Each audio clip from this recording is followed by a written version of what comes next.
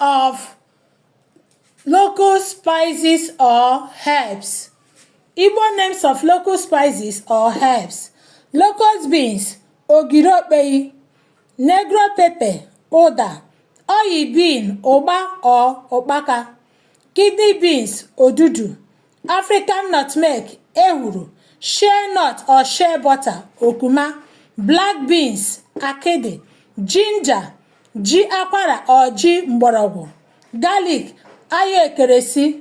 Black pepper seed, ụzịza. Calabash, ebele. Palm tree, nkwụ. Palm wine, nkwụ enu. Palm kernel oil, mmanụ akị. Raffia palm wine, mmanya ngwọ. Castor oil, ogiri or mmanụ akị oyibo. Bambara nut, ọkpa. Alligator pepper, ose ọjị. Pigeon peas, fiofio or agwa ojii nta. Dara palm fruit, akwụ ojukwu. Ndewo. Eji maka na anyị amụtala ndị nke bụ ndị a n'ebe a ka a na-akpọ nke bekee. All these ones are the English one. Why the ones here?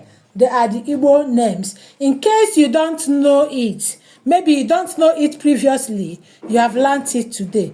Read it, copy it at your own convenience. You can start rehearsing them. Their English name and their Igbo names. Ọ bụrụ na ị maghị ya na mbụ, eji maka na ịmụtala ya taa. Ndị a n'ebe a bụ nke bekee ya, ebe ndị nke a n'ebe a bụ nke Igbo ya. Dee ya, depụta ya n'akwụkwọ, na-amụ ya mgbe ọbụla ị nwere ohere nke onwe gị. Ndewonu. Ebe anyị nọkwara now, where we are now is Lady Queen Entertainment TV.